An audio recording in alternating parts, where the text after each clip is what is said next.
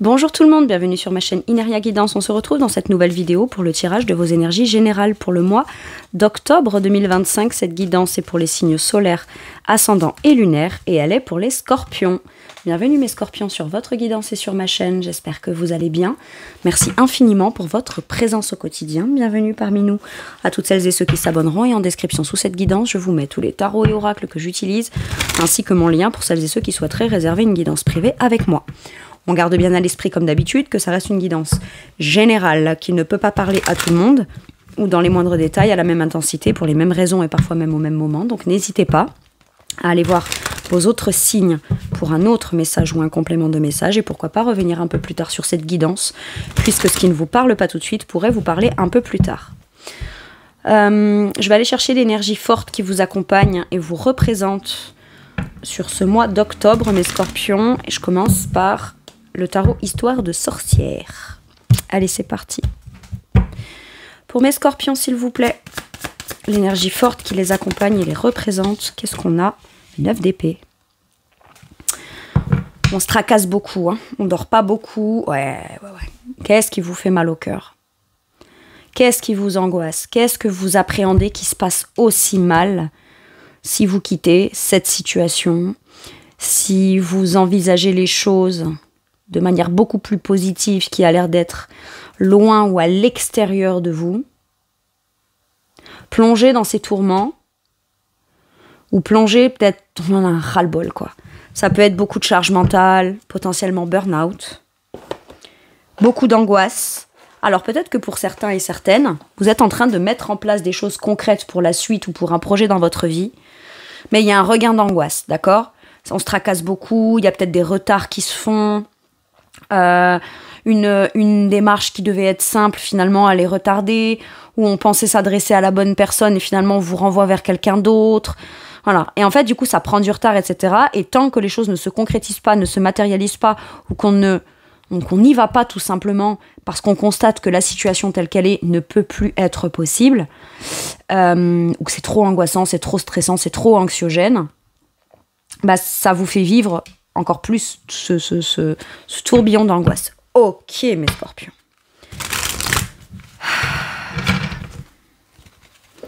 Quel est votre challenge, ce qui est bloquant de manière consciente ou inconsciente? De s'engager dans une voie ou dans une direction dont on ne voit pas clairement là où on va mettre les pieds. Je suis engagée là, mais je me sens très mal d'être engagée là. Mais il y a des principes, des valeurs, des contrats, des choses comme ça. Donc ça m'angoisse de quitter un engagement. J'ai très envie de m'engager là, de signer là, de me valider parce que j'ai des principes, des valeurs, etc. Mais le simple fait de passer le pas, je ne sais pas encore de manière très claire là où je vais mettre les pieds. Parce que vous voyez, dans cette énergie du pape, là, si on n'a aucun tenant, aucun aboutissement, on n'a pas de vision claire sur là où on se dirige, sur ce que produira ou créera en conséquence un désengagement ou un engagement. Mais c'est peut-être parce qu'on regarde vers le bas. C'est pour ça qu'on y voit du sombre, j'ai l'impression. On ne regarde pas vers l'extérieur. Vous voyez, si elle lève la tête et qu'elle regarde, elle voit que le soleil est en train de se lever. Elle voit que c'est cette direction-là qu'elle veut prendre. Alors, c'est comme ça que là, je ressens cette interprétation-là dans ce 9 d'épée, ce coup-ci. La compréhension. Se sortir de quelque chose qui m'emprisonne, que ce soit de l'ordre de peur, d'appréhension, toutes les peurs que je me dis ou tout ce que j'envisage de pire, d'accord? Comprendre que c'est ça qui me bloque et que c'est ça qui m'emprisonne mais que c'est pas forcément ce qui va se passer. Parce que si j'écoute mon cœur, je me libère totalement de toutes ces contraintes du mental, de ces peurs, de ces appréhensions, pour aller vers quelque chose qui me libère, qui est beaucoup plus positif pour moi, qui est la destination joyeuse, heureuse, chaleureuse, vers laquelle j'ai envie d'aller. Ok. Quel est votre atout? Le mental. Paradoxalement, c'est très très bien que vous ruminiez. Parce qu'en fait, avant tout, la première décision que vous devez prendre, c'est je dois arrêter d'avoir peur. Je dois arrêter d'envisager le pire. Parce que c'est quand je pense à ces choses-là, cette direction-là, ces démarches, ces idées-là, que ça vient provoquer mes peurs. Mais si j'y pense à tout ça, ou à cette chose-là en particulier, l'engagement, les démarches pour me désengager, les démarches pour m'engager, etc. Bien sûr que tout vient turbiner comme un tourbillon dans ma tête.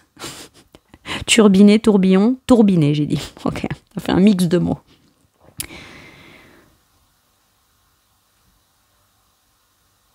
Vous avez finalement, dans votre esprit, de façon logique, claire, vous avez vos réponses.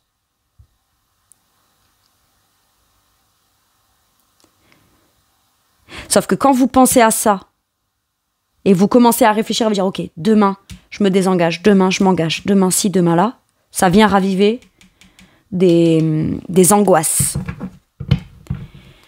Ou alors, tout simplement, on vous dit, parce qu'on te fait vivre un truc angoissant à la base, mais encore plus angoissant, c'est-à-dire que c'est, admettons, vous n'êtes pas bien dans un... Je vais vous donner un exemple. Admettons, vous n'êtes pas bien dans un boulot, et là, charge mentale plus, on vous en rajoute encore au mois d'octobre. Faut que ça craque. Faut que ça craque pour que vous vous rendez compte qu'il y a peut-être des idées qu'on n'écoute pas, une façon de penser qu'on n'écoute pas, ou quelque chose qu'on... Dans le contexte qui est anxiogène, c'est comment je peux faire pour rester dans ce contexte-là, tout en prenant en considération toujours les mêmes éléments. Alors qu'en vrai, on vous dit, mais t'as peut-être d'autres idées, t'as d'autres choses que t'as envie, t'as d'autres, une autre direction que t'as envie de prendre, t'as une autre façon de penser. Et comme elle est peut-être différente de ce dans quoi tu t'es engagé à la base, bah forcément, ça vient créer un décalage entre ce que tu es en train de vivre que tu veux plus vivre, ce dans quoi tu as envie d'aller, de faire des démarches et de pleinement aller en conscience, alors que tu es quand même en train de vivre ça, qui est angoissant pour toi. Et voilà, quelque part, on vous dit, on va vous faire aller au taquet de vos angoisses, au taquet de ce qui est plus supportable pour vous dans votre mental, pour que vous vous rendiez compte que il y a des possibilités, il y a des options, il y a des idées, il y a des démarches à faire pour justement s'en sortir. Ok.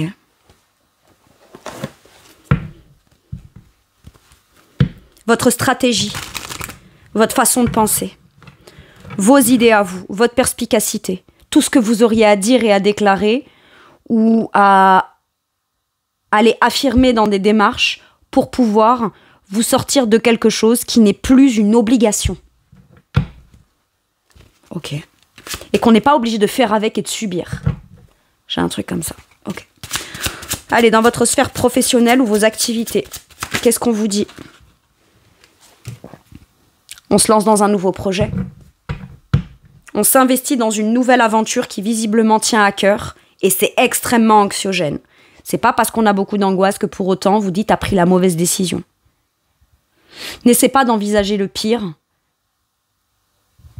dans ce qui pourrait mal se passer. Rappelle-toi, dans toutes tes idées, ce tourbillon dans le mental, rappelle-toi qu'est-ce qui a fait que tu as voulu commencer ce nouveau truc. Comme on n'en voit pas encore les résultats, ou comme ça va se préciser, ou comme ça va peut-être s'officialiser, tant que ça ne se fait pas de manière concrète, on appréhende, on angoisse, on dort pas bien, on fait des cauchemars, etc. Ok? Ben là, on vous dit, si tu prends les choses en main et que tu commences à te lancer, à investir ce projet, à envisager de manière beaucoup plus concrète et sérieuse et palpable la direction que tu as envie de prendre, ça peut être pour toi le truc qui va te motiver à sortir de ce qui t'angoisse. Admettons, vous êtes en burn-out. Admettons, vous n'en pouvez plus de là où vous bossez. Le fait de réfléchir à une idée dans un projet, ou un nouveau projet, ou une nouvelle direction, une nouvelle formation, ou une idée comme ça, parmi tout le tumulte, il y a forcément la bonne idée concrète dans laquelle vous avez envie de vous lancer. D'accord ? Bah, ce truc-là, on s'en saisit, et on se dit, ok, très bien. C'est, quelque part, la branche à laquelle je me raccroche, comme pour tenir dans cette situation anxiogène le temps que je fasse les démarches de pouvoir me désengager. Pour certains et certaines, c'est un nouveau projet, peut-être, que vous faites de manière autonome. Je me lance dans mon projet professionnel seule, et ça me crée beaucoup d'angoisse, beaucoup de peur. Et si je réussis pas, et si je me suis trompée dans cet engagement, et si machin, et ça turbine, ça turbine, ça turbine. En attendant, le matin, vous allez vous lever, vous allez ouvrir la clé de votre business, enfin la porte de votre business, vous allez faire ce que vous avez à faire et vous allez commencer à générer ce pourquoi vous avez commencé. Pour certains et certaines, si vous êtes en burn-out, on vous dit « As-tu pensé à une formation dans un nouveau domaine qui pourrait te permettre de te faire acquérir une nouvelle connaissance, que tu pourrais envisager par la suite d'aller vivre dans un nouveau travail, une nouvelle direction, comme une réorientation ou quoi. Et c'est ce truc-là que tu vas aller développer qui, potentiellement, pourrait encore plus venir te valider que là où t'es pas bien. Je suis en arrêt maladie parce que j'en peux plus, ou je suis fatiguée ou quoi, très bien. Plutôt que d'être en arrêt maladie, en burn-out, de me dire oh, putain, dans 2 mois, je reprends là, putain, là, machin, non. Vous voyez? Non. Je suis pas bien, je suis en burn-out, ok. Comment est-ce que je peux envisager mon futur? Est-ce que envisager le fait de revenir dans le truc qui m'angoisse ou de rester dans le truc qui m'angoisse, c'est bon pour moi? Oui, non. Mais une fois qu'on a la réponse à ça, c'est ok. J'ai 2, 3 mois, 4 mois, 6 mois, potentiellement, je pourrais même reprolonger. Est-ce que pendant ce temps-là, je peux pas essayer d'apprendre une nouvelle compétence pour me dire que quand mon arrêt maladie est terminé, pouf, je me lance dans ma nouvelle direction. Ça vous évite d'avoir à appréhender, de devoir revenir à ce qui vous a mis dans cet état-là. Pour certains et certaines, ça peut se passer comme ça aussi. Alors par contre, quand on n'est pas bien du tout, mentalement, moralement, etc., c'est vrai que c'est compliqué de s'investir ou de donner du temps, de l'énergie, etc., dans le fait d'apprendre quelque chose. Mais ça peut être comme un remède pour vous. Je me lance dans une formation.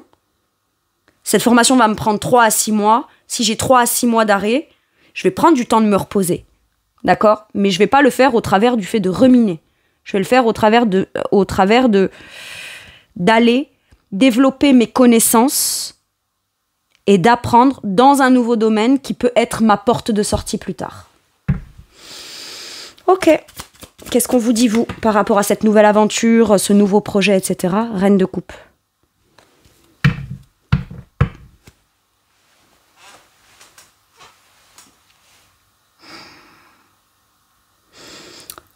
Vos choix et vos nouveaux projets pourraient avoir une conséquence sur les gens qui vous entourent, qui font partie de vos foyers, etc. De votre foyer, vos enfants, votre compagnon, votre compagne. Ou vous, par exemple. Je me tracasse beaucoup parce que, ouais, je vais décider de me lancer dans un nouveau truc, mais par exemple, j'ai pas l'habitude d'écouter mon cœur.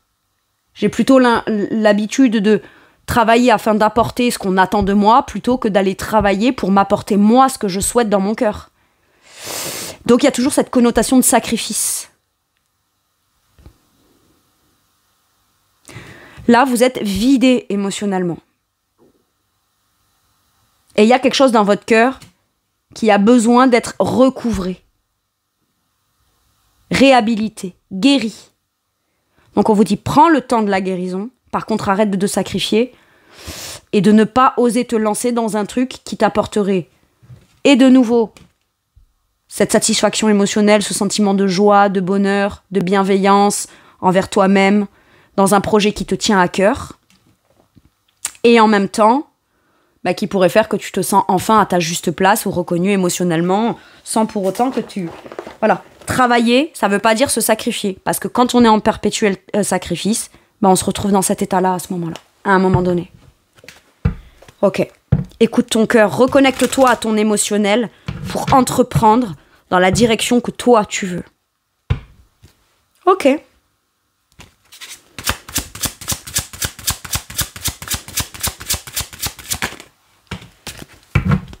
Dans votre sphère matérielle et financière, le 9 de denier. Il y a une forme de satisfaction personnelle, d'autonomie, de fierté personnelle aussi. Je dois vous dire quelque chose. Dans la vie, vous ne devez pas faire à la façon d'eux qui serait la plus parfaite. Votre façon de faire à vous est la bonne. Le 9 de denier peut nous parler de gestion de ses finances seul.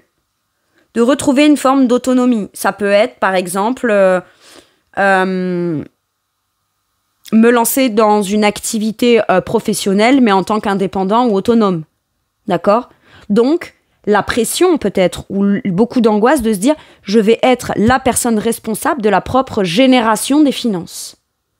Mais avec un 9 de denier, on vous dit « tu as les compétences, les capacités et tu fais déjà les choses très bien. Tu en es capable ».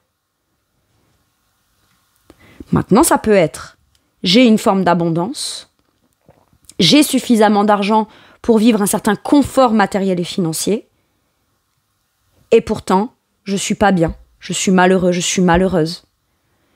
J'en peux plus, j'ai de la pression psychologique, etc. dans mon boulot. Ou dans ma vie de manière générale, ou dans cette situation. D'accord? Eh bien, on peut vivre énormément d'angoisse à l'idée de se dire « et si je quitte un boulot qui me ramène cette abondance pour aller vers quelque chose de nouveau que je n'écoute pas dans mon cœur, bah, ça pourrait venir me déstabiliser sur mon sentiment de confort matériel et financier. » Alors qu'on vous dit que ça ne changera rien à cette satisfaction, ce bonheur et cette abondance. Ni au fait que vous serez toujours en mesure de pouvoir générer de l'abondance pour vous. On est sur le point de récolter quelque chose personnel de positif. Est-ce que pour certains et certaines, ça peut pas être « j'ai envie de retrouver mon autonomie matérielle et financière.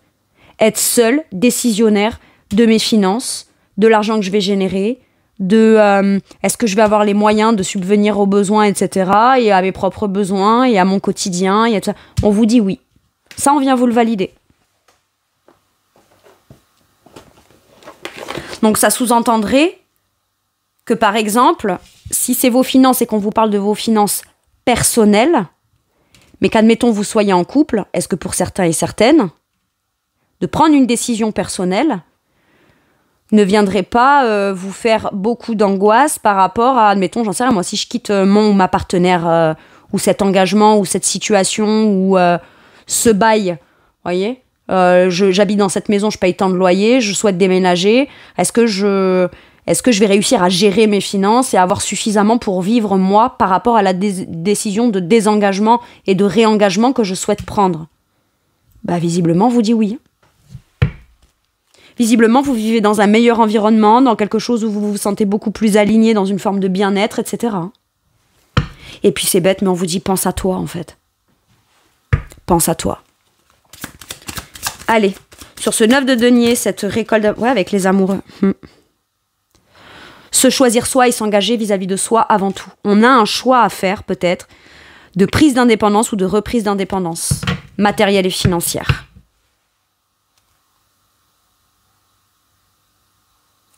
J'ai la tour en dos de deck.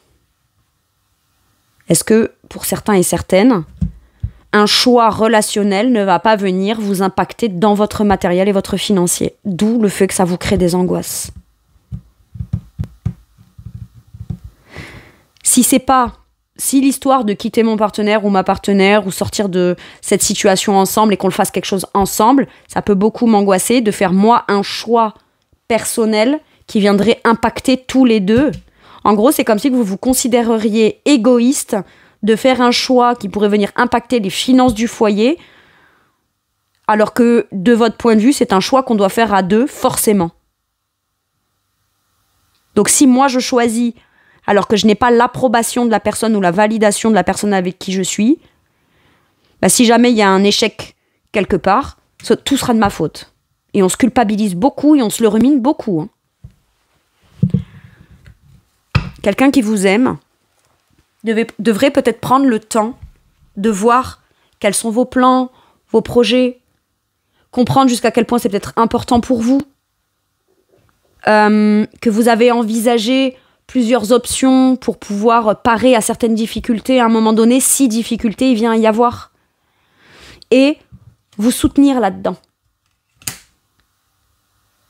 J'ai ça. Mais pour moi, vous faites un choix très important de reprise d'indépendance. Et ça aura forcément un impact sur vos finances, mais ce sera un impact positif, où vous récolterez de manière positive et abondante. Et vous aurez les moyens, d'accord? On vous dit, suffisamment de moyens dans le choix que vous comptez faire. Donc que vous ayez peur, c'est une chose. Le problème, c'est pas d'avoir peur ou d'avoir beaucoup d'angoisse. C'est quand vos peurs vous empêche d'agir en fonction de vous, positionnez-vous et choisir en fonction d'un engagement personnel pour vous-même que vous avez envie de prendre. Je sais que c'est facile à dire, hein, mes scorpions. Mais si on vous le dit, c'est que vous en avez la ressource, les compétences et les capacités. Ne rentrez pas dans l'illusion de mes peurs, mes angoisses. J'en fais une vérité de c'est ce qui va vraiment se passer. Parce qu'avec un 9 d'épée, on vous dit plus t'es angoissé, plus tu nourris des angoisses, plus tu nourris des peurs, et plus t'as peur, moins t'agis, et moins t'agis, bah, plus tu vis quand même de manière concrète ce que t'as pas envie de vivre, quoi. Ou ce qui t'angoisse, ou ce qui te... Voilà. C'est une peur qui paralyse. On vous dit pas t'as pas à avoir peur. On vous dit ne crois pas que tes peurs sont forcément ce qui va se passer. Parce que sinon, bah, tu te sacrifies et tu ne choisis jamais pour toi. Ou tu pourras jamais trouver pleinement une satisfaction. Tu vas devoir te contenter. Mais est-ce que le fait de se contenter de ce qu'on a, ça suffit ?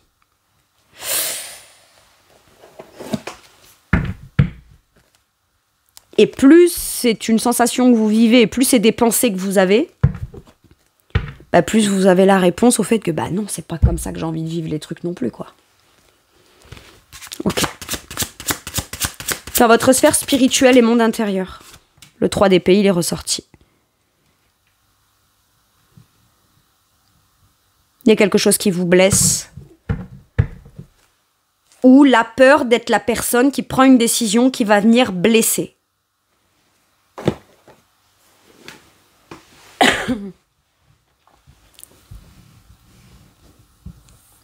Est-ce que c'est pas une blessure ou la peur d'une blessure qui vous empêche jusqu'à maintenant et qui intérieurement vous fait décider, pas décider, oser y penser ou pas y penser? Pour moi, là, il y a une blessure importante intérieure qui se remanifeste de façon encore plus importante parce que vous êtes sur le point de vouloir vous engager ou vous désengager d'un truc anxiogène pour vous engager dans un truc que vous appréhenderiez d'être à l'origine d'un mal ou d'une blessure ou je sais pas quoi. Maintenant, ça peut être aussi, je sais précisément que malgré mes peurs et mes angoisses, si je ne choisis pas ça, ça me fait mal de ne pas choisir ce que je souhaite vraiment. Ok.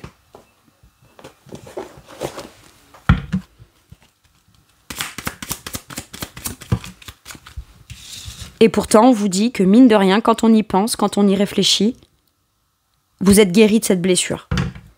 À y repenser, à y penser, si on y pense de façon reposée, calme, objective, méditative, on sait ce qu'on a envie d'agir, on sait ce qu'on a envie de faire, on sait ce qu'on veut arrêter de repousser à demain. C'est comme une prise de conscience. Oui, je pourrais être blessée de faire telle situation, ou il y a quelque chose qui pourrait me faire mal au cœur en choisissant de m'engager ou de me désengager dans ci ou dans ça. Oui, c'est vrai. Mais d'un autre côté, plus j'y pense, et plus je prends conscience que de ne pas choisir en fonction de ce que je veux moi, me fait plus mal que le mal que je crois que ça pourrait produire ou que j'aurais peur de vivre.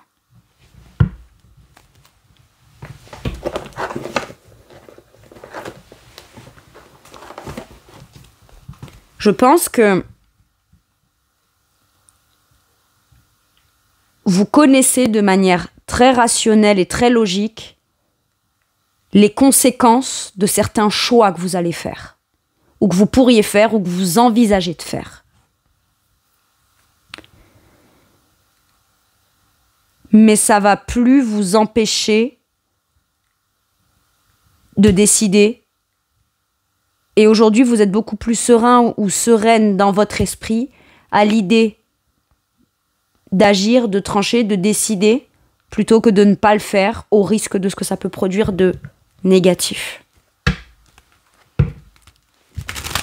Parce que quand on choisit pas pour soi, ou quand on choisit pas, ou qu'on appréhende quelque chose par peur de nouveau vivre des blessures, de la déception, etc., bah le seul ou la seule qui est sacrifié là-dedans, c'est vous.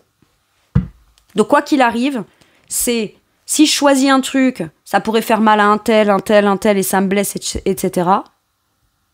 Alors que si je me sacrifie, ok, je vis de l'angoisse, mais c'est qu'il n'y a qu'à moi que ça fait mal. Détrompez-vous.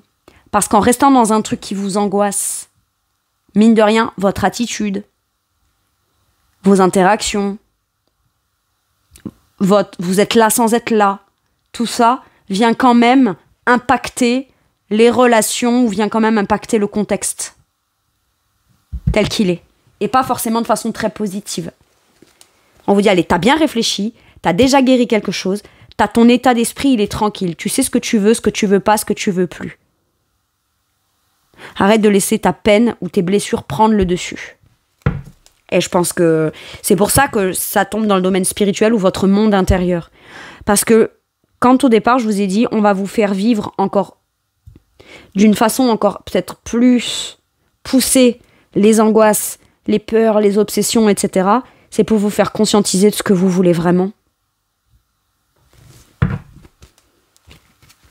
Comme si qu'on voulait vous faire sortir de quelque part pour aller vers là où vous avez envie d'aller, et que pour ça, ça redouble d'efforts à vous faire des bouts, des machins, à vous mettre en inconfort dans cet espace-là pour que vous décidiez d'en sortir. Ok. Allez. Dans votre sphère relationnelle, de manière générale, cavalier de denier. Vous pourriez avoir une main tendue. Dans votre relationnel, il y a peut-être un ou une amie ou plusieurs amis qui sont prêts ou prêtes à vous aider de façon concrète le temps de cette transition ou le temps d'aller vers des choses qui sont beaucoup plus porteuses, constructives, enrichissantes pour vous. Ça peut être une main tendue. Pourquoi ? Parce que le cavalier de denier, c'est l'ami sûr. C'est l'ami fidèle, c'est l'ami loyal. C'est celui qui vous démontre par les actes qu'il ou elle est là pour vous et vous aide à avancer et à cheminer. Ok ? Maintenant, ça peut être aussi, vous, de façon relationnelle, vous avez peut-être des gens que vous pouvez contacter et communiquer, à qui vous avez déjà eu rendu des services par le passé, avec qui vous avez été là, avec qui vous avez toujours eu la main tendue, etc., quelles que soient vos conditions, et c'est peut-être à eux de vous rendre l'appareil, là. Maintenant, ce qu'on me dit là, de façon générale, si ce n'est pas ça, on vous dit, vous partez sur le fait d'envisager et de construire une relation en particulier ou des relations en particulier, où certes, on ne va pas se précipiter, mais qui sont extrêmement porteuses, constructives, enrichissantes et qui feront qu'on va construire des relations stables, fiables, pérennes pour du long terme. Ok ? Mais là, pour moi, c'est une main tendue. On peut vous tendre une main. Ou vous dire que c'est peut-être à vous d'aller demander de l'aide. D'aller demander de l'aide. À quelqu'un. Un organisme, quoi. Donc ça tombe dans le relationnel. Pourquoi ? Parce que j'en sais rien. Moi, par exemple, c'est je vais aller voir tel organisme, la secrétaire sur qui je vais tomber va pleinement comprendre ma situation et va me tendre la main ou va me donner une info ou va me donner un élément concret qui va me permettre de me dire ouais, ok, c'est bon, je peux avoir du soutien extérieur. J'ai ça. Ok. On me parle d'avancement dans les projets aussi.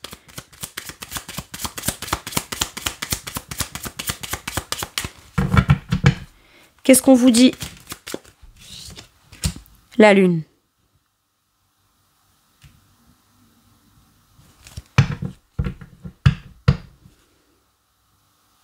Est-ce que vous avez peur de vous lancer seul sur un projet ou dans l'optique d'une nouvelle relation, mais il y a quand même encore des angoisses où vous n'avez pas de vision claire sur ce que donnera cette relation-là ou ces relations-là?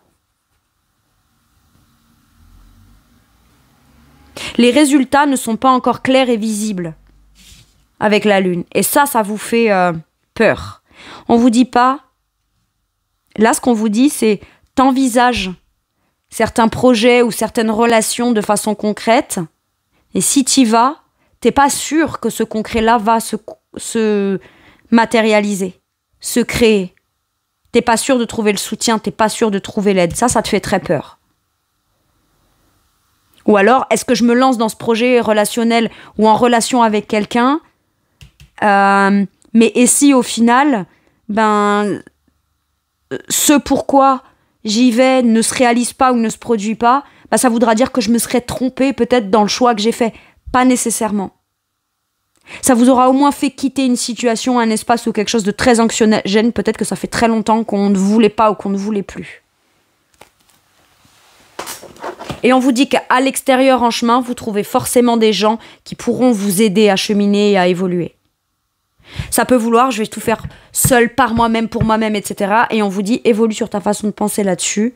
N'hésite pas à demander de l'aide, à demander des conseils, à prendre en compte des informations que certaines personnes sur ton chemin pourraient te donner pour t'assurer que tu vas arriver à destination de pourquoi, à la base, tu chemines vers ça.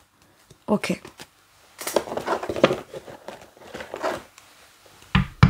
Très bien. On vous dit qu'une main aidante ou quelqu'un d'aidant vous est encore potentiellement caché ou ne s'est pas encore révélé, mais parce que pour ça, si vous restez enfermé, je sais pas moi, chez vous sans demander d'aide, juste à ruminer ou à angoisser, et que vous n'allez pas à l'extérieur, vous ne pourrez jamais avoir la connaissance ou la conscience de la personne qui peut vous tendre la main. Ok. Et ça vous demande, pour aller à l'extérieur, de faire ce premier pas-là. Et ça vous fait peut-être très peur. Mais on vous dit, écoute tes intuitions. Tu sais dans quelle direction tu veux commencer à te développer, investir, commencer à concrétiser ou vivre de manière concrète tes relations. Ok. Mais il y a beaucoup d'enjeux émotionnels, évidemment. Avec celui-ci, qu'est-ce qu'on vous donne comme message ou comme conseil, mes scorpions? Sors prendre l'air. Là, on vous dit clairement de sortir de ce qui vous enferme. As-tu beaucoup travaillé récemment? As-tu des inquiétudes ou trop de questions? Il est temps d'aller t'aérer et de vider ton esprit. Du mouvement et de la nature te feront retrouver l'inspiration. Mais comment dire? Vous savez, c'est pareil. C'est comme quand, je vous explique. On a vécu une semaine pourrie au boulot. On est dans des angoisses, des ci, des là, burn-out, on n'en peut plus. On se dit, allez, ce week-end, je vais me promener. Mais quand on va se promener, et qu'on s'aère, etc., on tranquillise son esprit, on oublie sa semaine, on relativise la tension. Voilà. Le message là-dedans, c'est pas juste, bon, voilà, je sors, c'est bon. Je me suis calmée dans mon esprit, j'ai beaucoup moins d'angoisse, c'est redescendu. Donc, la semaine d'après, je repars comme en 40 dans mon boulot, quitte à me resurmener. Ça vous permet de respirer un moment. Mais le fait de respirer un moment, c'est pour pouvoir prendre peut-être des décisions ou des meilleures décisions pour la suite, quitte à changer ou quitte à amener un changement. Mais ça, c'est pas... Vous savez, comme on a un gros problème de santé, mais on va juste te donner du Doliprane. Tu vois, t'as une rage dentaire, t'as un abcès dentaire, je te donne du Doliprane, t'as plus mal, mais tu vas jamais faire soigner l'abcès. Donc comme on a moins mal en prenant du Doliprane, on s'occupe pas de la source du problème. Et jusqu'à présent, vous preniez du Doliprane. Là, c'est non. Je sors, je prends l'air, donc je prends mon Doliprane, je me rends compte que ça me fait du bien. Par contre, il est hors de question qu'une fois que l'effet de ce truc-là soit passé, je laisse le truc dans cet état-là. Parce que ça reviendra forcément dans le mal. Donc c'est ok, ça me calme, ça m'apaise, mais ça me permet de pouvoir me calmer et m'apaiser suffisamment le temps de pouvoir aller vers ce qui va pleinement pouvoir régler mon problème. C'est comme ça que j'ai ce message-là, mes scorpions. Quand on a la rage dentaire qui monte, le taquet du taquet des angoisses, du mal de pas être bien, d'accord? Presque on s'en veut et on se dit punaise, quand j'avais pas mal, j'aurais pu prendre rendez-vous chez le dentiste et on n'y va pas. Donc le mal revient, on prend le Doliprane. Là, quand ça se calme, on se dit ok, quand mon Doliprane fera effet, j'appelle vite et je prends rendez-vous chez le dentiste pour aller me faire aider. Parce que je ne veux plus ressentir ça. Donc sortez, allez prendre l'air pour vous calmer, pour vous sortir, pour vous aérer, sortir de ces tourments. Mais servez-vous-en pour enfin pouvoir agir après. Ou prendre conscience de quelque chose dont on n'a pas l'occasion de pouvoir prendre conscience quand on est dans un état d'esprit tourmenté, ou angoissant, ou de peur, etc. Ça va le faire, mes scorpions, ça va le faire. Allez. Qu'est-ce qu'on vous dit? L'amour. Ok. Le cœur de l'amour est le cœur de la création. Par amour, tout est possible. Tout a un sens. Surtout si on a l'amour pour quelque chose dont on ne prend pas le sens et la direction. Cette chose-là, ça vous empêchera pas de l'aimer quand même. Mais est-ce qu'il vaudrait mieux pas prendre la direction de l'amour ou de ce qu'on aime? Voyez? Par amour, tout est possible, tout a un sens. Fais en sorte que toutes tes pensées et que tous tes sentiments reflètent la vérité éternelle de l'amour. Et pas si je choisis un truc par amour ou pour l'amour de ce truc-là, ou pour j'ai peur de rencontrer quelqu'un alors que j'ai beaucoup d'amour à donner, etc. Ça veut dire qu'en fait, on vit toujours des doubles peines dans un truc qu'on se souhaite et qu'on veut vivre, qu'on sait qu'on pourrait le vivre dans cette direction, dans cette activité, dans cette relation, dans ce projet, mais on s'en empêche et on se sacrifie. Ça n'empêche pas de ressentir l'amour. Mais ça veut dire que quand on prend la décision, entre guillemets, du sacrifice, en priorité, ce qu'on vit, c'est plus l'amour de cette chose-là. C'est la peine du sacrifice de cet amour-là. Ou de ce qu'on aime, ou de ce qu'on aimerait, ou de comment on devrait se choisir soi par amour de soi-même. Et pas en sacrifice pour les autres, ou l'autre, ou que sais-je. Très bien. Quand vous sortez vous aérer, et que ça va mieux parce que vous n'êtes plus dans le truc du tourment machin, ce que vous aimez, ce que vous voulez accepter et décider par amour, c'est clair pour vous. Quand vous allez sortir prendre l'air et que ça se calme et qu'au final, tout ce que vous êtes capable d'en retirer ou d'en ressentir, c'est l'amour du truc, revenez avec juste le sentiment d'amour et agissez en conséquence pour ce truc-là. On vous dit que vous êtes aimé aussi et qu'il y a des gens qui vous aiment suffisamment pour venir vous soutenir dans ces choses-là. Ou pour cette chose-là. Allez. Un message ou un conseil avec celui-ci, on vous dit le gardien de la pensée, le roi d'épée. De manière logique, pragmatique, impartiale, t'es capable de décider. T'as une vision claire de ce que tu veux vivre dans l'amour pour plus tard.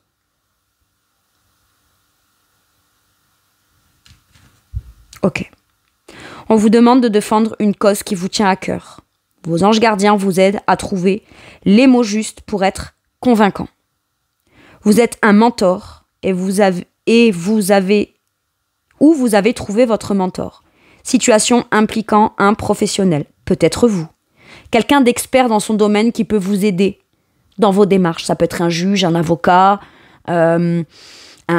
quelqu'un de suffisamment neutre aux enjeux émotionnels dans votre situation pour venir vous donner des informations qui ne seraient pas biaisées par les enjeux émotionnels ou biaisées par les peurs, qui est juste un expert dans son domaine.